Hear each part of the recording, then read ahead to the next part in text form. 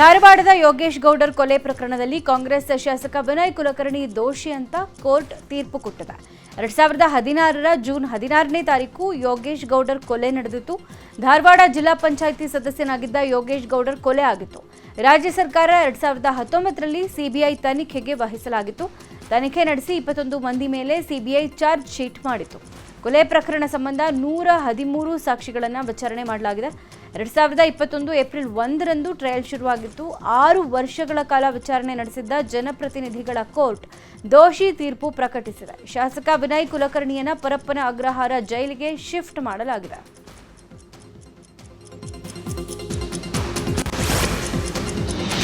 ಇನ್ನು ದೋಷಿ ವಿನಯ್ ಕುಲಕರ್ಣಿ ಸೇರಿದಂತೆ 17 ಜನ ಅಪರಾಧಿಗಳನ್ನು ಮೆಡಿಕಲ್ ಟೆಸ್ಟ್ಗೆ ಒಳಪಡಿಸಲಾಯಿತು. ಪರಪ್ಪನ ಅಗ್ರಹಾರ ಜೈಲು ಹೋಗೋ ಮುನ್ನ 17 ಜನ ಅಪರಾಧಿಗಳನ್ನು ಬಿಎಂಟಿಸಿ ಬಸ್ನಲ್ಲಿ ಬೌರಿಂಗ್ ಆಸ್ಪತ್ರೆಯಲ್ಲಿ ವೈದ್ಯಕೀಯ ಪರೀಕ್ಷೆ ಮಾಡಿಸಲಾಯಿತು.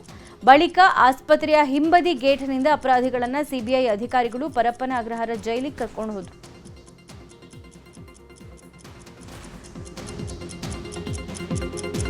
ಇನ್ನು ಸೆಷನ್ಸ್ ಕೋರ್ಟ್ ತೀರ್ಪಿಗೆ ತಡೆ ನೀಡುವಂತೆ ಮನವಿ ಮಾಡೋಕೆ ವಿನಯ್ ಕುಲಕರ್ಣಿಗೆ ಅವಕಾಶ ಇದೆ. ಸೆಷನ್ಸ್ ಕೋರ್ಟ್ ಆದೇಶವನ್ನು ಪ್ರಶ್ನಿಸಿ ಹೈಕೋರ್ಟ್ ಅಥವಾ ಸುಪ್ರೀಂ ಕೋರ್ಟ್ ಮೊರೆ ಹೋಗೋ ಸಾಧ್ಯತೆಯೂ ಇದೆ. ಶಾಸಕ ಸ್ಥಾನ ಉಳಿಸಿಕೊಳ್ಳೋಕೆ 1 ತಿಂಗಳು ಅವಕಾಶ ಇರುತ್ತೆ. ಮೆಡಿಕಲ್ ಟೆಸ್ಟ್ ಮುಕ್ತಾಯದ ಬಳಿಕ ಶಾಸಕ ವಿನಯ್ ಕುಲಕರ್ಣಿ ಪ್ರತಿಕ್ರಿಯೆ ಕೊಟ್ಟಿದ್ದಾರೆ. ಕೋರ್ಟ್ ತೀರ್ಪು ಕೊಟ್ಟಿದೆ, ಈಗ ನಾನೇನೂ ಹೇಳಲ್ಲ, ಉಚ್ಚ ನ್ಯಾಯಾಲಯಕ್ಕೆ ಹೋಗ್ತೀನಿ ಅಂತ ಹೇಳಿದ್ದಾರೆ. ಸರ್ ಹೈಯರ್ ಕೋರ್ಟಿಗೆ ಹೋಗ್ತೀರಾ ಸರ್? ಸರ್ ನಮ್ಮ ಲಾಯರ್ಸ್ ಎಲ್ಲ ವಿಚಾರ ಮಾಡ್ತಾರೆ ಸರ್, ಏನು ಹೇಳ್ತೀರಾ ಸರ್? ಏನಾದರೂ ಹೇಳೋದಿದ್ರೆ ಸರ್ ಏನಾದರೂ ಇದ್ರೆ ಹೇಳಿಲ್ಲ ಏನಿಲ್ಲ ಸರ್, ನ್ಯಾಯಾಂಗ ತೀರ್ಪು ಕೊಟ್ಟಿದ್ದಕ್ಕೆ ನಾವು ತೆಗಿಬಾಗಲೇಬೇಕು.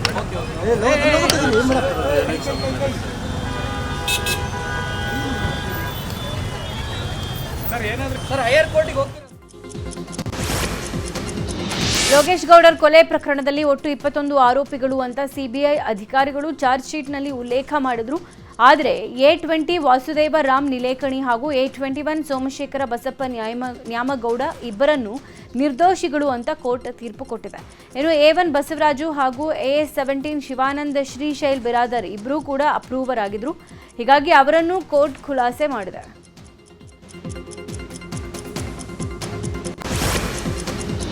ವಿನಯ್ ಕುಲಕರ್ಣಿ ದೋಷಿ ಅಂತ ಕೋರ್ಟ್ ತೀರ್ಪು ಕೊಟ್ಟಿದ್ದು, ಹೋರಾಟಗಾರ ಬಸವರಾಜ್ ಕೊರವರ್ ಸಂತೋಷ ವ್ಯಕ್ತಪಡಿಸಿದ್ದಾರೆ. ಈ ಕೇಸ್ನಲ್ಲಿ ಸಾಕಷ್ಟು ಪ್ರಭಾವ ಬೀರೋ ಪ್ರಯತ್ನ ನಡೆದಿತ್ತು. ಆದರೂ ಏನಾದರೂ ಮಾಡಿ ಜಯಿಸ್ತೇವೆ ಅನ್ಕೊಂಡವರಿಗೆ ಈ ತೀರ್ಪು ಸರಿಯಾದ ಪಾಠ ಕಲಿಸಿದೆ. ಕೊಲೆ ಕೇಸ್ನಲ್ಲಿ ಕನಿಷ್ಠ 14 ವರ್ಷ ಜೈಲು ಶಿಕ್ಷೆ ಆಗೋ ಸಾಧ್ಯತೆ ಇದೆ ಅಂತ ಹೇಳಿದ್ದಾರೆ. ಇದೊಂದು ನಾನು ಈಗಲೇ ಬೆಳಗ್ಗೆನೇ ಹೇಳಿದ್ದೆ, ಈ ಒಂದು ಹೋರಾಟದಲ್ಲಿ ನಾವು ಗೆಲ್ತೇವೆ. ಇದು ಯಾರ್ಯಾರು ಸತ್ಯದ ಪರವಾಗಿ ಧ್ವನಿ ಎತ್ತಿದ್ರು, ಅವರ ಧ್ವನಿ ಹತ್ತಿಕ್ಕುವಂತ ಕೆಲಸವೇನು ಮಾಡಿದ್ರು, ಪ್ರಜಾಪ್ರಭುತ್ವ ವ್ಯವಸ್ಥೆಯಲ್ಲಿ ಕಾನೂನಿಗಿಂತ ದೊಡ್ಡವರು ಯಾರೂ ಇಲ್ಲ ಅಂತ ಅನ್ನೋದನ್ನ ಇವತ್ತು ಮಾನ್ಯ ನ್ಯಾಯಾಲಯ ತೋರಿಸಿಕೊಟ್ಟಿದೆ. ಯಾರು ಶಕ್ತಿಯಿಂದ, ಹಣಬಲದಿಂದ, ರಾಜಕೀಯ ಶಕ್ತಿಯಿಂದ ನಾವು ಏನಾದರೂ ಮಾಡಿದರೂ ಸಹ ಅದನ್ನು ನಾವು ಮುಚ್ಚಿ ಹಾಕಬಹುದು, ಪೊಲೀಸರನ್ನು ಉಪಯೋಗಿಸ್ಕೊಂಡು ಎಲ್ಲವನ್ನು ಮುಚ್ಚಿ ಹಾಕಬಹುದು ಅಂತ ಯಾರು ಇವತ್ತು ಒಂದು ಸೆಟಪ್ ಅನ್ನು ಮಾಡಕ್ಕೆ ಹೋಗಿದ್ರು ಅವರೆಲ್ಲರಿಗೂ ಹಿನ್ನಡೆ ಆಗಿದೆ. ಕಾನೂನಿಗಿಂತ ದೊಡ್ಡವರು ಯಾರೂ ಇಲ್ಲ. ಯಾವ ಪೊಲೀಸ್ ಅಧಿಕಾರಿಗಳು ರಾಜಕಾರಣಿಗಳ ಮಾತನ್ನು ಕೇಳಿದ್ದು ತಪ್ಪು ಮಾಡಿದರೆ ಏನಾಗುತ್ತೆ ಅನ್ನೋದಕ್ಕೂ ಕೂಡ ಇವತ್ತು 1ರಿಂದ ಆರೋಪಿ ನಂಬರ್ 2ರಿಂದ 19ರವರೆಗೂ ಎಲ್ಲರಿಗೂ ಕೂಡ ಶಿಕ್ಷೆ ಆಗಿದೆ. ಎರಡು ಜನರಿಗೆ ಅಕ್ಯೂಟಲ್ ಆಗಿದ್ದಾರೆ. ಅದೇನು ಮಾಡಬೇಕು ಅನ್ನೋದ್ರ ಬಗ್ಗೆ ನಾವು ಬಹಳಷ್ಟು ಸಾಕ್ಷಿಗಳಿದಾವೆ, ಅದು ನಾಳೆ ಗೊತ್ತಾಗುತ್ತೆ ಸರ್. ಅದು ಮತ್ತೆ ಯೋಗೇಶ್ ಗೌಡ ಕೊಲೆ ಪ್ರಕರಣದ ತೀರ್ಪು ಪ್ರಕಟ ಬೆನ್ನಲ್ಲೇ ಧಾರವಾಡದಲ್ಲಿ ಮಾಫಿ ಸಾಕ್ಷಿ ಬಸವರಾಜ ಮೂತಿಗೆ ನ್ಯೂಸ್ 18ಗೆ ಪ್ರತಿಕ್ರಿಯೆ ಕೊಟ್ಟಿದ್ದಾರೆ. ರಾಜಕೀಯ ಮುಖಂಡರ ಕೇಸ್ ಕೇಳಿ ನಾವು ತಪ್ಪು ಮಾಡಿದ್ದೀವಿ, ಒಂದ್ಸಾರಿ ಮಾಡಿದ ತಪ್ಪು ಮತ್ತೊಮ್ಮೆ ಮಾಡಬಾರ್ದು ಅಂತ ಸಾಕ್ಷಿ ಹೇಳಿದೆ. ಈ ಕೊಲೆಯಲ್ಲಿ ಭಾಗಿಯಾಗಿದ್ದಕ್ಕೆ ಪಾಪ ಪ್ರಜ್ಞೆ ಕಾಡ್ತಾ ಇದೆ. ಇದರಿಂದ ನನ್ನ ಕುಟುಂಬಕ್ಕೆ ಜೀವ ಭಯ ಕೂಡ ಇದೆ, ನನಗೆ ಬೆದರಿಕೆ ಇದೆ, ನನ್ನ ಕುಟುಂಬಕ್ಕೆ ಭದ್ರತೆ ಕೊಡಬೇಕು ಅಂತ ಪೊಲೀಸರಿಗೆ ಮನವಿ ಮಾಡಿದ್ದಾರೆ. ವಿನಯ್ ಕುಲಕರ್ಣಿ ದೋಷಿ ಅಂತ ತೀರ್ಪು ಪ್ರಕಟ ವಿಚಾರಕ್ಕೆ ಬಿಜೆಪಿ ಪೋಸ್ಟ್ ಮೂಲಕ ಕಿಡಿಕಾರಿದೆ. ಇನ್ನು ಬಿಜೆಪಿ ಪೋಸ್ಟ್ ಅನ್ನು ಖಂಡಿಸಿ ಅಪರಾಧಿ ಶಾಸಕ ವಿನಯ್ ಕುಲಕರ್ಣಿ ಅಭಿಮಾನಿಗಳು ಪ್ರತಿಭಟನೆ ಮಾಡಿದ್ದಾರೆ. ಧಾರವಾಡದ ಕಲಾಭವನದಿಂದ ಪ್ರತಿಭಟನಾ ಮೆರವಣಿಗೆ ಮಾಡಿದ್ದಾರೆ ಅಭಿಮಾನಿಗಳು. ಕಲಾಭವನದಿಂದ ಜೂಬ್ಲಿ ಸರ್ಕಲ್ವರೆಗೆ ಪ್ರತಿಭಟನೆ ಮೆರವಣಿಗೆ ಮಾಡಿ ಬಿಜೆಪಿ ಪೋಸ್ಟ್ಗೆ ಆಕ್ರೋಶ ವ್ಯಕ್ತಪಡಿಸಿದ್ದಾರೆ.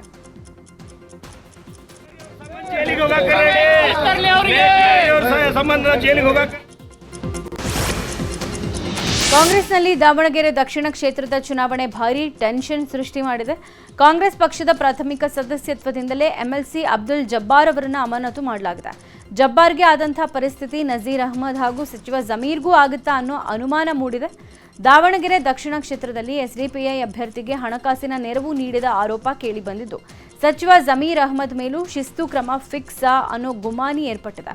ಎಪಿಸಿಸಿ ಶಿಸ್ತು ಸಮಿತಿ ಮೇಲೆ ಜಮೀರ್ ವಿರೋಧಿ ಬಣ ಒತ್ತಡ ಹಾಕ್ತಾ ಇದ್ದು, ಜಮೀರ್ ನಜೀರ್ ವಿರುದ್ಧವೂ ಕ್ರಮಕ್ಕೆ ಭಾರೀ ಒತ್ತಡ ಕೇಳಿಬಂದಿದೆ. ಕಾಂಗ್ರೆಸ್ ಪಕ್ಷದಿಂದ ಅಮಾನತು ಮಾಡಿದ ಬಗ್ಗೆ ಅಬ್ದುಲ್ ಜಬ್ಬಾರ್ ಪ್ರತಿಕ್ರಿಯೆ ಕೊಟ್ಟಿದ್ದು, ನನಗಿನ್ನೂ ಅಮಾನತು ಮಾಡಿರೋ ಲೆಟರ್ ಸಿಕ್ಕಿಲ್ಲ. ಸಸ್ಪೆಂಡ್ ಮಾಡಿರೋದಕ್ಕೆ ಮೊದಲು ಕಾರಣ ಕೊಡಲಿ. ನಾನು ನನಗೆ ಮಾತ್ರ ಟಿಕೆಟ್ ಬೇಕು ಅಂತ ಕೇಳಿರಲಿಲ್ಲ. ಕುರುಬರಿಗೆ ಆದರೂ ಕೊಡಿ, ಶಾಮನೂರು ಕುಟುಂಬಕ್ಕೆ ಬೇಡ ಅಂತ ಹೇಳಿದ್ದು. ಕೆಲವರು ಅರ್ಜೆಂಟ್ ಮಂತ್ರಿ ಆಗ್ಬಿಡಬೇಕು ಅಂತ ಹೀಗೆ ಮಾಡ್ತಾ ಇದ್ದಾರೆ. ನನ್ನ ವಿರುದ್ಧದ ಆರೋಪಗಳಿಗೆ ಸೂಕ್ತ ದಾಖಲೆ ಕೊಡಲಿ, ಇಲ್ಲದೇ ಇದ್ರೆ ನಾನು ಅವರದನ್ನು ಬಿಚ್ಚಿಡಬೇಕಾಗುತ್ತೆ ಅಂತ ಸಲೀಂ ಅಹಮದ್ ರಿಜ್ವಾನ್ ಅರ್ಷದ್ ಬಗ್ಗೆ ಪರೋಕ್ಷವಾಗಿ ವಾಗ್ದಾಳಿ ಮಾಡಿದ್ದಾರೆ. ಈಗ ಸಸ್ಪೆಂಡ್ ಮಾಡಬೇಕಾದ್ರೆ ಅದಕ್ಕೆ ರೀಸನ್ ಹಾಕಿರ್ತಾರೆ, ಏನಂತ ನೋಡ್ತೀನಿ. ಅದು ಏನದು ಒಂದು ಅದು ಏನು ವೈರಲ್ ಆಗಿದೆ ಅಂತಲೂ ನಾನು ನೋಡ್ತೀನಿ. ಆಮೇಲೆ ಕರೆದು ಮುಂದೆ ಉತ್ತರ ಕೊಡ್ತೀನಿ. ಪಾರ್ಟಿಗೂ ಕೊಡ್ತೀನಿ, ನಿಮಗೂ ಕೊಡ್ತೀನಿ. ಅದ್ರಾಗ ಏನಿದೆ, ನಾವು ಇಂಥವ್ರಿಗೆ ಕೊಡ್ರಿ ಅಂತ ನಾವು ಹೇಳಿಲ್ಲಲ್ಲ. ನಮ್ಮ ಲೆಟರ್ನಲ್ಲಿ ಓಪನ್ ಆಗಿದೆ, ಯಾರ್ಯಾರೋ ಮುಸ್ಲಿಮ್ಸಿಗೆ ಕೊಡ್ರಿ ಅಂತಲೂ ಇದೆ. ನಮ್ಮಲ್ಲಿ ಎಲ್ಲರೂ ಸಿಗ್ನೇಚರ್ ಮಾಡಿದ್ದಾರೆ ಅದಕ್ಕೆ ಲೆಟರಿಗೆ. ಲಾಸ್ಟಿಗೆ ಅವರು ಅಂದರು ಹಿಂಗೆ ಕಷ್ಟಪ್ಪ ಅವೆಲ್ಲ ಎಲೆಕ್ಷನ್ ಹಂಗೆ ಅಂತ ಅಂದರು. ಆಯ್ತು ಸರ್, ಒಂದು ಕೆಲಸ ಮಾಡಿ ಕುರುಬರಿಗೆ ಕೊಟ್ಬಿಡಿ ಸರ್ ಅಂತ ಹೇಳಿದ್ವಿ ನಾವು. ಒಂದೇನು ಮನೆಗೆ ಯಾಕಪ್ಪ ಅಷ್ಟು ಸ್ಥಾನಮಾನಗಳು ಹೋಗಬೇಕು, ಬೇರೆ ಯಾರಿಗೂ ಆಗಬಾರ್ದು. ಅದು ಒಂದೇ ನಮ್ಮ ರೀಸನ್. ಈಗ ಸಸ್ಪೆಂಡ್ ಮಾಡಬೇಕಾದ್ರೆ ಅದಕ್ಕೆ ಕಾಂಗ್ರೆಸ್ ಬೆಳವಣಿಗೆ ಬಗ್ಗೆ ಸಚಿವ ಜಮೀರ್ ಪ್ರತಿಕ್ರಿಯೆ ಕೊಟ್ಟಿದ್ದು, ನಜೀರ್ ಅಹಮದ್ ವಜಾ ವಿಚಾರವಾಗಿ ಬೇಸರ ಆಗಿದೆ. ನಾನೇನು ಕೇರಳಕ್ಕೆ ಮೋಜು ಮಸ್ತಿ ಮಾಡೋಕೆ ಹೋಗಿರಲಿಲ್ಲ. ಪಾರ್ಟಿ ಕೆಲಸ ಮಾಡೋದಕ್ಕೆ ನಾನು ಕೇರಳಕ್ಕೆ ಹೋಗಿದ್ದು, ಮೋಜು ಮಸ್ತಿ ಮಾಡೋದಕ್ಕೆ, ಕಳ್ಳಾಟ ಆಡೋಕೆ ಹೋಗಿರಲಿಲ್ಲ ಅಂತ ಹೇಳಿದ್ದಾರೆ. ಇನ್ನು ನಾನು ಸ್ವಿಚ್ ಆಫ್ ಮಾಡಿಕೊಂಡು ಹಾಲಿಡೇಸ್ಗೆ ಹೋಗಿದ್ರೆ ಅದು ತಪ್ಪು. ಆದರೆ ಹಗಲು ರಾತ್ರಿ ಬಿಸಿಲು ಮಳೆ ಅಂತ ಹೇಳಿದೆ ಕೆಲಸ ಮಾಡಿದ್ದೀನಿ. ದಿನಕ್ಕೆ 250 ಕಿಲೋಮೀಟರ್ ಪ್ರಯಾಣ ಮಾಡಿ ಕೇರಳದಲ್ಲಿ ಪ್ರಚಾರ ಮಾಡಿದ್ದೀನಿ. ನಾನು ಕೂಡ ಹೈಕಮಾಂಡ್ ಕೆಲಸ ಮಾಡೋಕೆ ತಾನೇ ಹೋಗಿದ್ದು ಅಂತ ಪ್ರಶ್ನೆ ಮಾಡಿದ್ದಾರೆ. ಇನ್ನು ಕೇರಳದಲ್ಲಿ 7ನೇ ತಾರೀಕು ತನಕ ಇರೋದಕ್ಕೆ ಹೇಳಿದ್ದಾರೆ. ಆದರೆ ಸಿಎಂ ಫೋನ್ ಮಾಡಿ ಪ್ರಚಾರ ಮಾಡು ಅಂತ ಹೇಳಿದ್ರು. ಹೀಗಾಗಿ ನಾನು ಬಾಗಲಕೋಟೆ ದಾವಣಗೆರೆಗೆ ಬಂದಿದ್ದೆ ಅಂತ ಹೇಳಿದ್ರು. ನನಗೆ ಗೊತ್ತಿಲ್ಲ, ನೀವೇ ಹೇಳ್ತಾ ಇರೋದು, ನನ್ನ ಸುದ್ದಿ ಬಂದಿಲ್ಲ. ಅದು ಈಗ ಥರ ನೀವು ಹೇಳ್ತಾ ಇದ್ರೆ ಚೆಕ್ ಮಾಡಿ ನೋಡ್ಬಿಟ್ಟು ಹೇಳ್ತೀನಿ ನಾನು.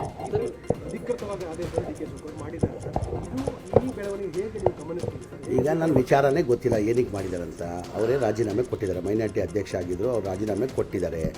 ಈಗ ನೀವು ಇದು ಹೇಳ್ತಾ ಇದ್ರೆ ನನ್ನ ವಿಚಾರ ಚೆಕ್ ಮಾಡಿ ಹೇಳ್ತೀನಿ ನಾನು. ವೈರಲ್ ಆಗಿದೆ ಅಂತ ಹೇಳ್ತಾ ಇರುವಂಥದ್ದು ಪಕ್ಷ ವಿರೋಧಿ ಚಟುವಟಿಕೆ ಮಾಡಿದ್ದಾರೆ. ನನಗೆ ಗೊತ್ತಿಲ್ಲ ಅದು ಈಗ ನನಗೆ ಗೊತ್ತೇ ಇಲ್ಲ ವಿಚಾರ. ನಾನು ಹೆಂಗೆ ಹೇಳಿ ನಾನು ಈಗ ಗೊತ್ತಿದ್ದು ತಿಳ್ಕೊಂಡೆ ತಾನೇ ತಮ್ಮ ಮಾತಾಡಬೇಕು. ಮಾಧ್ಯಮದಲ್ಲಿ ತೆಗ್ದಿದ್ದಾರೆ ಅವರು, ಅದಕ್ಕೆ ಅವ್ರ ಮನೆಗೆ ಹೋಗಿದೆ. ನಾನು ಸಮಾಧಾನ ಮಾಡಿ ಬಂದಿದ್ದೀನಿ. ಮೋಸ್ಟ್ ಸೀನಿಯರ್ ಲೀಡರ್ ಅವರು. ನನಗೂ ಎಲ್ಲ ಒಂದು ಕಡೆ ಅವ್ರು ಆಗಿರೋದು ನನಗೂ ನೋವಾಗಿದೆ. ನಸೀರ್ ಇಲ್ಲ, ಒಂದು ನಿಮಿಷ ಮಾತಾಡಿ ಕಂಪ್ಲೀಟ್ ಮಾಡೋಕ್ಕೆ ಕೊಡ್ರಿ ಒಂದಾದರೂ. ಈಗ ನಸೀರ್ ಅಹಮದ್ ಮನೆಗೆ ಬೆಳಗ್ಗೆ ಹೋಗಿದೆ. ಅವರೇನೋ ಭಾಳ ತುಂಬ ಬೇಜಾರಲ್ಲಿದ್ದಾರಂತ ಗೊತ್ತಾಯಿತು. ಹಾಗಾಗಿ ಹೋಗಿ ಅವ್ರಿಗೆ ಮಾತಾಡ್ಕೊಂಡು ಬಂದಿದ್ದೀನಿ, ಧೈರ್ಯ ಹಾಕ್ಕೊಂಡು ಬಂದಿದ್ದೀನಿ. ಅವ್ರು ತಮಗೆಲ್ಲ ಗೊತ್ತಿದ್ದು ಇವತ್ತಿಂದೆಲ್ಲ ಭಾಳ ವರ್ಷದಿಂದ ಮೋಸ್ಟ್ ಸೀನಿಯರ್ ಅವರು. ನಮ್ಮ ಮುಸ್ಲಿಂ ಮೈನಾರಿಟಿದಲ್ಲಿ ಮೋಸ್ಟ್ ಸೀನಿಯರ್ ಯಾರಿದ್ದಾರೆ ಅಂದರೆ ಅದು ನಸೀರ್ ಅಹಮದ್ ಸಾಹೇಬರು ಮೋಸ್ಟ್ ಸೀನಿಯರಲ್ಲಿದ್ದಾರೆ.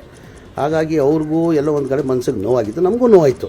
ಇಂಥವ್ರಿಗೆ ಹಿಂಗೆ ಆಗಿದೆ ಅಂತ ಮನ್ಸಿಗೆ ನೋವಾಗಿ ನಾನು ಹೋಗಿ ಸಮಾಧಾನ ಮಾಡಿ ಬಂದಿದ್ದೀನಿ ನಾನು. ಮುಖ್ಯಮಂತ್ರಿಗಳು ತಾವು ಭೇಟಿಯಾಗಿದ್ದೆ, ಈ ವಿಚಾರವನ್ನು ಏನಾದ್ರು ಮನವರಿಕೆ ಮಾಡ್ತಾರೆ? ಇಲ್ಲ, ನಾನು ವಿಚಾರ ತಮ್ಮ ವಿರುದ್ಧ ಒಂದಷ್ಟು ಅಲಿಗೇಷನ್ ಬಂದಿತ್ತು ಸರ್. ಯಾವುದು ಏನಂತ? ದಾವಣಗೆರೆಯಲ್ಲಿ ಪ್ರಚಾರಕ್ಕೆ ಹೋಗಲಿಲ್ಲ. ನಾನು ಮುಂಚೆನೂ ಹೇಳಿದ್ದೀನಿ. ನನಗೆ AICCಯಿಂದ ನನಗೆ ಸ್ಟಾರ್ ಕ್ಯಾಂಪೇನರ್ ಮಾಡಿಬಿಟ್ಟು ನನಗೆ ಕೇರಳದಲ್ಲಿ ಹಾಕಿದರು. ಆ್ಯಕ್ಚುಲಿ 7ನೇ ತಾರೀಕುವರೆಗೆ ಆಗಿದ್ರು. ಮನೆ ಮುಖ್ಯಮಂತ್ರಿಗಳು 3ನೇ ತಾರೀಕು 4ನೇ ತಾರೀಕಿಗೆ ಘೋಷಣೆ ಮಾಡಿದರು. ಜಮೀರ್ ಅವರು 5ನೇ ತಾರೀಕು ಬರ್ತಾರಂತ. ನಾನೇ ಸ್ವತಃ ವೇಣುಗೋಪಾಲ್ ಅವ್ರು ರಿಕ್ವೆಸ್ಟ್ ಮಾಡ್ಕೊಂಡು, ಸರ್ ಮನೆ ಮುಖ್ಯಮಂತ್ರಿಯಿಂದ ಘೋಷಣೆ ಮಾಡಿಬಿಟ್ಟಿದ್ದಾರೆ ಸರ್, ನಾನು ಹೋಗಲೇಬೇಕಾಗ್ತದೆ ಅಂತ ರಿಕ್ವೆಸ್ಟ್ ಮಾಡ್ಕೊಂಡು ನಾನು ಬಂದಿದ್ದೀನಿ. ಹೌದು, ಅದೇ ಶಿಸ್ತನ್ನ ಪಾಲಿಸ್ತಾ ಇರೋದು ನಾವು. ಈಗ ನನಗೆ ಜವಾಬ್ದಾರಿ ಏನೇನು ಕೊಟ್ಟರು ಪಕ್ಷದ ವತಿಯಿಂದ, ನಾನು ಎಲ್ಲೋ ಮೋಜು ಮಸ್ತಿ ಮಾಡೋಕ್ಕೆ ಕೇರಳಕ್ಕೆ ಹೋಗಲಿಲ್ಲ. ನನಗೆ ಜವಾಬ್ದಾರಿ ಸ್ಟಾರ್ ಕ್ಯಾಂಪೇನ್ ಆಗಿಬಿಟ್ಟು ಕೇರಳ ಜವಾಬ್ದಾರಿ ಕೊಟ್ಟಿದ್ದರು. ಅದು 8 ಡಿಸ್ಟಿಕ್ ಕೊಟ್ಟಿದ್ದರು. 8 ಡಿಸ್ಟಿಕ್ ಕೊಟ್ಟಿದ್ದರು. ನನಗೆ ಆ್ಯಕ್ಚುಲಿ 7ನೇ ತಾರೀಕುವರೆಗೂ ಇತ್ತು. ನನ್ನ ಮನೆ ಮುಖ್ಯಮಂತ್ರಿ ಘೋಷಣೆ ಮಾಡಿಬಿಟ್ಟಿದ್ದಾರೆ ಅಂತ ಹೇಳ್ಬಿಟ್ಟು ನಾನು ಏನು ಮಾಡಿದೆ, 5ನೇ ತಾರೀಕು ವೇಣುಗೋಪಾಲ್ ಅವರು ಕೇಳ್ಕೊಂಡು ಬಂದೆ. ಮುಸ್ಲಿಂ ಮುಖಂಡರ ಮೇಲೆ ನಜೀರ್ ಹಾಗೂ ಜಬ್ಬಾರ್ ಮೇಲೆ ಪಕ್ಷದಿಂದ ಕ್ರಮದ ವಿಚಾರಕ್ಕೆ ವಿಧಾನ ಪರಿಷತ್ನ ಕಾಂಗ್ರೆಸ್ ಮುಖ್ಯ ಸಚೇತಕ ಸಲೀಂ ಅಹಮದ್ ಕೊಪ್ಪಳದಲ್ಲಿ ಪ್ರತಿಕ್ರಿಯೆ ಕೊಟ್ಟಿದ್ದಾರೆ. ನಾವು ಯಾರ ಹೆಸರನ್ನು ಹೇಳಿಲ್ಲ. ಎಐಸಿಸಿಯಿಂದ ವರದಿ ಆಧರಿಸಿ ಕ್ರಮ ಕೈಗೊಳ್ಳಲಾಗಿದೆ. ಎಐಸಿಸಿ ಕಾರ್ಯದರ್ಶಿ ಅವರ ವರದಿಯ ಹಿನ್ನೆಲೆ ನಜೀರ್ ಅಹಮದ್ ಜಬ್ಬಾರ್ ಮೇಲೆ ಕ್ರಮ ಕೈಗೊಳ್ಳಲಾಗಿದೆ. ಪಕ್ಷಕ್ಕಿಂತ ಯಾರೂ ದೊಡ್ಡವರಲ್ಲ ಅಂತ ಹೇಳಿದ್ರು. ಎಂಎಲ್ಸಿ ಅಬ್ದುಲ್ ಜಬ್ಬಾರ್ ಅವರನ್ನ ಕಾಂಗ್ರೆಸ್ ಪ್ರಾಥಮಿಕ ಸದಸ್ಯತ್ವದಿಂದ ಉಚ್ಚಾಟನೆ ಮಾಡಿರೋ ಹಿನ್ನೆಲೆ ಕಾಂಗ್ರೆಸ್ ಹಿರಿಯ ಶಾಸಕ ತನ್ವೀರ್ ಸೇಠ್ ಪ್ರತಿಕ್ರಿಯೆ ಕೊಟ್ಟಿದ್ದಾರೆ. ಪಕ್ಷದ ನಿರ್ದೇಶನ ಧಿಕ್ಕರಿಸಿದವರ ವಿರುದ್ಧ ಶಿಸ್ತು ಕ್ರಮ ಆಗ್ತಾ ಇದೆ. ಅಲ್ಪಸಂಖ್ಯಾತರಲ್ಲೇ ಆರೋಪ ಪ್ರತ್ಯಾರೋಪ ನಡೀತಾ ಇದೆ. ಇದನ್ನ ನೋಡಿದ್ರೆ ಸಮುದಾಯದ ಒಗ್ಗಟ್ಟನ್ನ ಒಡೆಯೋ ಸಂಶಯ ಮೂಡಿದೆ. ರಾಜೀನಾಮೆಗೆ ಸೂಚನೆ ಕೊಟ್ಟರೂ ನಜೀರ್ ನಿರ್ಲಕ್ಷಿಸಿದ್ದಾರೆ. ಆದ ಕಾರಣ ನಜೀರ್ ಅಹಮದ್ ಅವರನ್ನ ವಜಾ ಮಾಡಲಾಗಿದೆ ಅಂತ ಹೇಳಿದ್ರು. ಅಬ್ದುಲ್ ಜಬ್ಬಾರ್ ಅವರ ಪ್ರಾಥಮಿಕ ಸದಸ್ಯವನ್ನು ವಜಾ ಮಾಡಿದ್ದಾರೆ ನನಗಿನ್ನೂ ಮಾಹಿತಿ ಇಲ್ಲ. ಆದರೆ ಎಲ್ಲವೂ ನಡೀತಾ ಇರುವಂಥದ್ದು ಸರಿ ಅಂತ ನಾನು ಒಪ್ಕೊಳ್ಳೋಕ್ಕೆ ತಯಾರಿಲ್ಲ. ಇದಕ್ಕೆ ಎಲ್ಲೋ ಒಂದು ಕಡೆಗೆ ಕಡಿವಾಣ ಹಾಕಬೇಕಾಗುತ್ತೆ. ನಾವು ಈ ರೀತಿಯ ಬೆಳವಣಿಗೆಗೆ ಹೆಚ್ಚಿನ ಪುಷ್ಟಿ ಕೊಡದೆ ಇತ್ಯರ್ಥ ಮಾಡಿಕೊಳ್ಳುವಂಥದ್ದಕ್ಕೆ ನಾವು ಕೂಡಬೇಕಾಗುತ್ತೆ. ನಾನು ವರಿಷ್ಠರಲ್ಲಿ ಒಂದೇ ಮನವಿ ಮಾಡಿಕೊಳ್ಳುವಂಥದ್ದು, ಎಲ್ಲೋ ಒಂದು ಕಡೆಗೆ ನಮ್ಮಲ್ಲಿ ಇರುವಂಥ ಮಾಹಿತಿ ಇರ್ಬೋದು ಅಥವಾ ಮಾಹಿತಿ ಕೊರತೆ ಇರ್ಬೋದು, ಅದನ್ನು ಸರಿಪಡಿಸ್ಕೊಳ್ಳುವಂಥದ್ದಕ್ಕೆ ಸಮುದಾಯದ ಕೆಲವು ನಾಯಕರನ್ನ ಕರೆದು ಏನು ನಮ್ಮ ಮುಂದೆ ಇರುವಂಥ ವಿದ್ಯಮಾನಗಳಿದೆ ಅದಕ್ಕೆ ನಿರ್ದಿಷ್ಟವಾಗಿ ನಾವು ಅದನ್ನು ತಡೆ ಮಾಡುವಂಥದ್ದು ಅಥವಾ ಅಲ್ಲಿಗೆ ನಿಲ್ಲಿಸುವಂಥ ಕೆಲಸ ಮಾಡಿದ್ರೆ ಇದು 2028ಕ್ಕೆ ಒಳ್ಳೆಯ ಒಂದು ಸಂದೇಶ ಹೋಗುತ್ತೆ. ಸಚಿವ ಜಮೀರ್ ಅವರಿಗೆ ಮುಸ್ಲಿಂ ಧಾರ್ಮಿಕ ನಾಯಕರು ಬೆಂಬಲ ಕೊಟ್ಟಿದ್ದಾರೆ. ಕಾಂಗ್ರೆಸ್ನ ಮುಸ್ಲಿಂ ನಾಯಕರ ಮೇಲೆ ಶಿಸ್ತು ಕ್ರಮ ಹಿನ್ನೆಲೆ ಇವತ್ತು ಮುಸ್ಲಿಂ ಧಾರ್ಮಿಕ ನಾಯಕರು ಮಹತ್ವದ ಸುದ್ದಿಗೋಷ್ಠಿ ಕರೆದಿದ್ದಾರೆ. ಪ್ರೆಸ್ ಕ್ಲಬ್ನಲ್ಲಿ ಬೆಳಗ್ಗೆ 11 ಗಂಟೆಗೆ ಸುದ್ದಿಗೋಷ್ಠಿ ನಡೆಸಲಿದ್ದಾರೆ. ಪಕ್ಷ ವಿರೋಧಿ ಚಟುವಟಿಕೆ ಆರೋಪದಡಿ ನಜೀರ್ ಅಹಮದ್ ಅಬ್ದುಲ್ ಜಬ್ಬಾರ್ ತಲೆದಂಡ ಸರಿಯಲ್ಲ, ಕೂಡಲೇ ಹೈಕಮಾಂಡ್ ಮಧ್ಯಪ್ರವೇಶಕ್ಕೆ ಮುಸ್ಲಿಂ ಧರ್ಮಗುರುಗಳ ಒತ್ತಾಯ ಮಾಡಲಿದ್ದಾರೆ ಅಂತ ಹೇಳಿದರು. ರಾಜ್ಯದಲ್ಲಿ ಹೆಚ್ಚುತ್ತಿರುವ ಬೇಸಿಗೆಯ ಬಿಸಿಲಿನ ತಾಪಮಾನ ಹಿನ್ನೆಲೆ ಅಗತ್ಯ ಮುಂಜಾಗ್ರತಾ ಕ್ರಮ ಕೈಗೊಳ್ಳುವ ಸಂಬಂಧ ಸಿಎಂ ಸಿದ್ದರಾಮಯ್ಯ ಇವತ್ತು ಮಹತ್ವದ ಸಭೆ ಕರೆದಿದ್ದಾರೆ.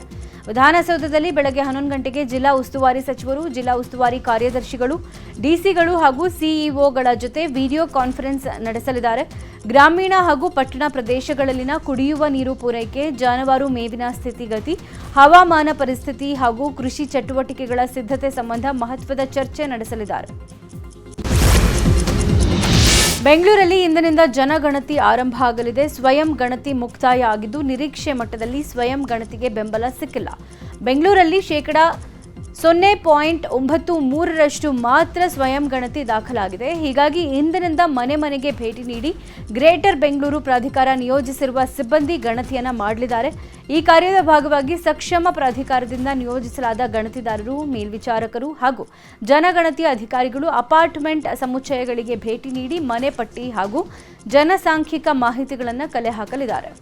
ಎಲ್ಲ ಅಪಾರ್ಟ್ಮೆಂಟ್ ಸಮುಚ್ಚಯಗಳು ಹಾಗೂ ನಿವಾಸಿಗಳು ಕೆಳಗಿನಂತೆ ಸಹಕರಿಸಲು ಜಿಬಿಎ ಮುಖ್ಯ ಆಯುಕ್ತ ಮಹೇಶ್ವರ್ ರಾವ್ ಮನವಿ ಮಾಡಿದ್ದಾರೆ. 3ನೇ ಮಹಡಿ ಮೇಲಿಂದ ತಾಯಿಯನ್ನ ತಳ್ಳಿ ಮಗನೇ ಕೊಲೆ ಮಾಡಿರೋ ಘಟನೆ ಬೆಂಗಳೂರಿನ ಆರ್ಆರ್ ನಗರದ ಬೆಮೆಲ್ ಲೇಔಟ್ನಲ್ಲಿ ನಡೆದಿದೆ. 72 ವರ್ಷದ ಸಾವಿತ್ರಮ್ಮಳನ್ನ ಮಗ ವೆಂಕಟೇಶ್ ಮಹಡಿ ಮೇಲಿಂದ ತಳ್ಳಿ ಕೊಲೆ ಮಾಡಿದ್ದಾನೆ. ಕಳೆದ 4-5 ವರ್ಷದ ಹಿಂದೆ ಸಾವಿತ್ರಮ್ಮ ಪಾರ್ಶ್ವವಾಯುಗೆ ತುತ್ತಾಗಿದ್ರು. ಇದೇ ಬೇಸರದಿಂದ ಮಗ ತಾಯಿಯನ್ನ ತಳ್ಳಿ ಕೊಲೆ ಮಾಡಿದ್ದಾನೆ. ಘಟನೆ ಸಂಬಂಧ ರಾಜರಾಜೇಶ್ವರಿ ನಗರ ಪೊಲೀಸ್ ಠಾಣೆಯಲ್ಲಿ ಪ್ರಕರಣ ದಾಖಲಾಗಿದೆ. ಟೈರ್ ಬ್ಲಾಸ್ಟ್ ಆದ ಪರಿಣಾಮ ನಿಯಂತ್ರಣ ತಪ್ಪಿ ಟಿಪ್ಪರ್ ಚರಂಡಿಗೆ ಬಿದ್ದಿರೋ ಘಟನೆ ಚಿಕ್ಕಬಳ್ಳಾಪುರ ನಗರದ ಡಿ ಮಾರ್ಟ್ ಬಳಿ ನಡೆದಿದೆ. ಬೆರೇಸಂದ್ರದಿಂದ ಯಲಹಂಕ ಕಡೆಗೆ ಹೋಗ್ತಾ ಇದ್ದ ವೇಳೆ ಟಿಪ್ಪರ್ ಪಲ್ಟಿಯಾಗಿದೆ. ಅದೃಷ್ಟವಶಾತ್ ಚಾಲಕ ಪ್ರಾಣಾಪಾಯದಿಂದ ಪಾರಾಗಿದ್ದಾನೆ. ಇನ್ನು ಸ್ಥಳಕ್ಕೆ ಚಿಕ್ಕಬಳ್ಳಾಪುರ ಸಂಚಾರಿ ಪೊಲೀಸರು ಭೇಟಿ ನೀಡಿ ಪರಿಶೀಲನೆ ನಡೆಸಿದ್ದಾರೆ. ಕೊಪ್ಪಳ ನಗರಸಭೆ ಪೌರಾಯುಕ್ತರಾಗಿದ್ದ ವೆಂಕಟೇಶ್ ನಾಗನೂರರನ್ನ ರಾಜ್ಯ ಸರ್ಕಾರ ವರ್ಗಾವಣೆ ಮಾಡಿ ಆದೇಶ ಹೊರಡಿಸಿದೆ. ಕೇವಲ 7 ತಿಂಗಳಲ್ಲಿ ವೆಂಕಟೇಶ್ ವರ್ಗಾವಣೆ ಮಾಡಿರುವುದು ಅನೇಕ ಅನುಮಾನಗಳಿಗೆ ಎಡೆ ಮಾಡಿಕೊಟ್ಟಿದ್ದು ರಾಜಕೀಯ ಒತ್ತಡ ಕಾರಣ ಎನ್ನಲಾಗಿದೆ. ವೆಂಕಟೇಶ್ ನಾಗನೂರು ಬದಲಿ ಲಕ್ಷ್ಮೇಶ್ವರ ಪುರಸಭೆಯ ಮುಖ್ಯಾಧಿಕಾರಿಯಾಗಿದ್ದ ಎಚ್ಎಸ್ ಬೀಳಗಿ ಅವರನ್ನು ಕೊಪ್ಪಳ ನಗರಸಭೆ ಪೌರಾಯುಕ್ತರನ್ನಾಗಿ ನೇಮಕ ಮಾಡಲಾಗಿದೆ. ಮೈಸೂರಿನ ವಾಯು ವಿಹಾರಿಗಳ ನೆಚ್ಚಿನ ತಾಣ ಕುಕ್ರಳ್ಳಿ ಕೆರೆ ಅಭಿವೃದ್ಧಿ ಹಾಗೂ ಸಂರಕ್ಷಣೆಗಾಗಿ ನಿರಂತರ ಸಾಕಷ್ಟು ಹಣ ಖರ್ಚು ಮಾಡಲಾಗ್ತಾ ಇದೆ. ಆದರೆ ಅಭಿವೃದ್ಧಿ ಮಾತ್ರ ಆಗ್ತಾ ಇಲ್ಲ. ಯಾವುದೇ ಸರ್ಕಾರ ಬಂದರೂ ಈ ಪಾರಂಪರಿಕ ಕೆರೆ ಸಂರಕ್ಷಣೆಯ ಮಂತ್ರ ಪಠಿಸುತ್ತದೆ ಹೊರತು ಪ್ರಗತಿ ಮಾತ್ರ ಆಗ್ತಾ ಇಲ್ಲ. ಇದೀಗ ಮತ್ತೆ ಸಂರಕ್ಷಣೆ ಹಾಗೂ ಅಭಿವೃದ್ಧಿಯ ಚರ್ಚೆ ಶುರುವಾಗಿದೆ. ಬಫರ್ ಝೋನ್ ಗುರುತಿಸುವಂತೆ ಎಂಡಿಎಗೆ ಮೈಸೂರು ವಿವಿ ಪತ್ರ ಬರೆದಿದೆ. ಹಾಸನದಲ್ಲಿ ಕಾಡಾನೆಗಳ ಉಪಟಳ ಮಿತಿ ಮೀರಿದ್ದು ಕಾಡಾನೆ ಸೆರೆಗೆ ಕಾರ್ಯಾಚರಣೆ ಹಮ್ಮಿಕೊಳ್ಳಲಾಗಿದೆ. ಬೇಲೂರು ತಾಲೂಕಿನ ಕೆರಗೋಡು ಗ್ರಾಮದ ಕಾಫಿ ತೋಟದಿಂದ ಕಾರ್ಯಾಚರಣೆ ವೇಳೆ ಒಂಟಿ ಸಲಗವೊಂದು ಚೆಳ್ಳೆ ಹಣ್ಣು ತಿನ್ನಿಸಿ ಪರಾರಿಯಾಗಿದೆ. ಕಾಡಾನೆ ತಪ್ಪಿಸಿಕೊಂಡ ಹಿನ್ನೆಲೆ ಕಾರ್ಯಾಚರಣೆ ಸ್ಥಗಿತ ಮಾಡಿದ್ದು ಕುಮ್ಕಿ ಆನೆಗಳು ಸಾಕಾಣೆ ಕ್ಯಾಂಪ್ಗೆ ಮರಳಿವೆ. ಇಂದಿನಿಂದ 3 ದಿನಗಳ ಕಾಲ ಸಂಸತ್ ವಿಶೇಷ ಅಧಿವೇಶನ ಶುರು ಆಗ್ತಾ ಇದೆ. 3 ದಿನಗಳ ಅಧಿವೇಶನದಲ್ಲಿ 2 ಐತಿಹಾಸಿಕ ಮಸೂದೆಗಳು ಸಂಸತ್ನಲ್ಲಿ ಪ್ರಸ್ತಾಪ ಆಗುತ್ತೆ. ಒಂದು ಲೋಕಸಭಾ ಕ್ಷೇತ್ರಗಳ ಸಂಖ್ಯೆ ಹೆಚ್ಚಳದ ಮಸೂದೆ ಹಾಗೂ ಎರಡನೇದು ಮಹಿಳಾ ಮೀಸಲಾತಿಗಾಗಿ ನಾರಿ ಶಕ್ತಿ ಬಂಧನ್ ಅಧಿನಿಯಮ 2023 ತಿದ್ದುಪಡಿ ಮಸೂದೆ. ಇನ್ನು 3 ದಿನಗಳ ಸಂಸತ್ನ ವಿಶೇಷ ಅಧಿವೇಶನಕ್ಕೂ ಮುನ್ನ ಇಂಡಿ ಮೈತ್ರಿಕೂಟದ ನಾಯಕರು ಸಭೆ ನಡೆಸಿದ್ದಾರೆ. ಎಐಸಿಸಿ ಅಧ್ಯಕ್ಷ ಮಲ್ಲಿಕಾರ್ಜುನ್ ಖರ್ಗೆ ನಿವಾಸದಲ್ಲಿ ಇಂಡಿ ಕೂಟದ ನಾಯಕರು ಸಭೆ ನಡೆಸಿದ್ದಾರೆ. ಇವತ್ತಿನಿಂದ 3 ದಿನ ಸಂಸತ್ತಿನ ವಿಶೇಷ ಅಧಿವೇಶನ ನಡೆಯಲಿದ್ದು ಅಲ್ಲಿ ಚರ್ಚಿಸಬೇಕಾದ ವಿಷಯಗಳ ಬಗ್ಗೆ ಚರ್ಚೆ ನಡೆಸಲಾಗಿದೆ. ಲೋಕಸಭಾ ಕ್ಷೇತ್ರಗಳ ಪುನರ್ ವಿಂಗಡಣೆ ಹಾಗೂ ಮಹಿಳಾ ಮೀಸಲಾತಿ ವಿಚಾರದ ಬಗ್ಗೆ ಹೇಗೆ ಚರ್ಚಿಸಬೇಕು ಅನ್ನೋದರ ಕುರಿತು ಮಹತ್ವದ ಸಭೆ ನಡೆದಿದೆ. 2025-26ನೇ ಸಾಲಿನ ಸಿಬಿಎಸ್ಇ 10ನೇ ತರಗತಿಯ ಫಲಿತಾಂಶ ಪ್ರಕಟವಾಗಿದೆ. ಕೇಂದ್ರೀಯ ಪ್ರೌಢ ಶಿಕ್ಷಣ ಇಲಾಖೆ ಫಲಿತಾಂಶವನ್ನು ಪ್ರಕಟಗೊಳಿಸಿದೆ. ದೇಶದಾದ್ಯಂತ ಸುಮಾರು 24,71,000 ವಿದ್ಯಾರ್ಥಿಗಳು ಪರೀಕ್ಷೆ ಬರೆಯಲಿದ್ದು 23,16,000 ವಿದ್ಯಾರ್ಥಿಗಳು ಉತ್ತೀರ್ಣರಾಗಿದ್ದಾರೆ. ಒಟ್ಟಾರೆ 93.73% ಫಲಿತಾಂಶ ಬಂದಿದೆ. ಹರ್ಮುಜ್ ಜಲಸಂಧಿ ಮೇಲೆ ನಮ್ಮ ಸಂಪೂರ್ಣ ಹಿಡಿತ ಸಾಧಿಸಿದ್ದೀವಿ ಅಂತ ಟ್ರಂಪ್ ಘೋಷಣೆ ಮಾಡಿಕೊಂಡಿದ್ದಾರೆ.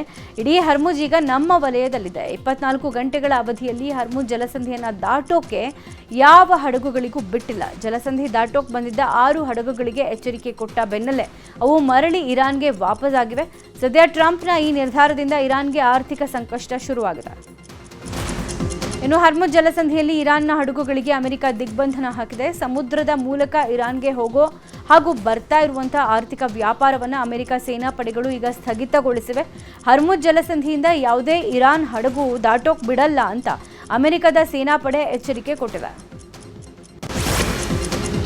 ಮಧ್ಯಪ್ರಾಚ್ಯ ಸಂಘರ್ಷದ ನಡುವೆ ಭಾರತೀಯ ನಿಯೋಗ ಅಮೆರಿಕಕ್ಕೆ ಭೇಟಿ ನೀಡಲು ವೇದಿಕೆ ಸಜ್ಜಾಗಿದೆ. ಏಪ್ರಿಲ್ 20ನೇ ತಾರೀಕು ಭಾರತೀಯ ನಿಯೋಗ ವಾಷಿಂಗ್ಟನ್ಗೆ ಭೇಟಿ ನೀಡಲಿದ್ದು ಅಮೆರಿಕದ ಉನ್ನತ ಮಟ್ಟದ ಅಧಿಕಾರಿಗಳ ಜೊತೆಗೆ ವ್ಯಾಪಾರ ವಹಿವಾಟು ಬಗ್ಗೆ ಚರ್ಚೆ ನಡೆಸಲಿದ್ದಾರೆ ಎನ್ನಲಾಗಿದೆ. ಐಪಿಎಲ್ 19ನೇ ಆವೃತ್ತಿಯ 24ನೇ ಪಂದ್ಯದಲ್ಲಿ ಮುಂಬೈ ಇಂಡಿಯನ್ಸ್ ಹಾಗೂ ಪಂಜಾಬ್ ಕಿಂಗ್ಸ್ ತಂಡ ಮುಖಾಮುಖಿಯಾಗಲಿದೆ.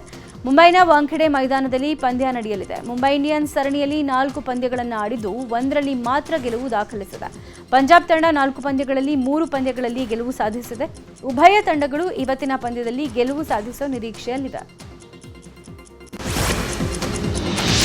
ನಿನ್ನೆ ನಡೆದ ಪಂದ್ಯದಲ್ಲಿ ರಾಯಲ್ ಚಾಲೆಂಜರ್ಸ್ ಬೆಂಗಳೂರು ಮತ್ತು ಲಖನೌ ಸೂಪರ್ ಜಾಯಂಟ್ಸ್ ತಂಡವನ್ನು ಸುಲಭವಾಗಿ ಸೋಲಿಸಿದೆ. ಚಿನ್ನಸ್ವಾಮಿಯಲ್ಲಿ ನಡೆದ ಪಂದ್ಯದಲ್ಲಿ ಲಖನೌ ವಿರುದ್ಧ ಬಿಗಿ ಬೌಲಿಂಗ್ ಮಾಡಿ ಕೇವಲ 146 ರನ್ಗಳಿಗೆ ಆಲ್ ಔಟ್ ಮಾಡಿದೆ ಆರ್ಸಿಬಿ. 147 ರನ್ಗಳ ಗುರಿ ಪಡೆದ ಆರ್ಸಿಬಿ 15.1 ಓವರ್ಗಳಲ್ಲಿ 5 ವಿಕೆಟ್ಗಳ ನಷ್ಟಕ್ಕೆ ಭರ್ಜರಿ ಗೆಲುವು ಸಾಧಿಸಿದೆ. ರಾಯಲ್ ಚಾಲೆಂಜರ್ಸ್ ತವರಿನಲ್ಲಿ ಹ್ಯಾಟ್ರಿಕ್ ಗೆಲುವಿನೊಂದಿಗೆ ಮತ್ತೆ ಪಾಯಿಂಟ್ ಟೇಬಲ್ನಲ್ಲಿ ಅಗ್ರಸ್ಥಾನಕ್ಕೇರಿದೆ. ಉಡುಪಿಯಲ್ಲಿ ಡಿವೈನ್ ಸ್ಟಾರ್ ರಿಷಬ್ ಶೆಟ್ಟಿ ಮನೆಯಲ್ಲಿ ಕುಣಿತ, ಭಜನೆ ಹಾಗೂ ಯಕ್ಷಗಾನ ಹರಕೆ ಪ್ರದರ್ಶನ ನಡೆಯಿತು. ಮನೆಯ ಹಿರಿಯರು ಕಟ್ಕೊಂಡ ಹರಕೆಯಂತೆ ಈ ಸಾಂಪ್ರದಾಯಿಕ ಆಚರಣೆ ನಡೆದಿದೆ. ಬೈಂದೂರಿನ ಕೆರಾಡಿಯಲ್ಲಿರೋ ರಿಷಬ್ ಶೆಟ್ಟಿ ಅವರ ಹಿರಿಯರ ಮನೆಯಲ್ಲಿ ತಂಡಗಳನ್ನು ಕರೆಸಿಕೊಂಡು ಕುಣಿತ, ಭಜನೆ ನಡೆಸಲಾಯಿತು. ನಟ ರಿಷಬ್ ಶೆಟ್ಟಿ ಸ್ವತಃ ಭಜನಾ ತಂಡಗಳ ಜೊತೆಗೆ ಭಾಗವಹಿಸಿದರು.